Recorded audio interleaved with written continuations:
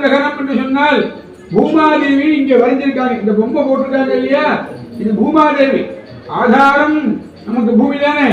நாம இந்த பூமியில நடக்கிறோம், இந்த தலைமையில நடக்கிறோம்னா அதுக்கு எது ஆதாரம்? பூமாதேவி. இந்த பூமாதேவி இல்லைன்னா நாமெல்லாம் என்ன கதியில அனுப்போம், எல்லாம் உள்ள போயிடும். அதுக்கு ஆதாரம் அதுதானே. இந்த பூமாதேவியை பூஜை பண்ணி அம்மா இந்த கும்பாபிஷேகம் சிறப்பா பண்ண போறது சிவபெருமானுக்கு.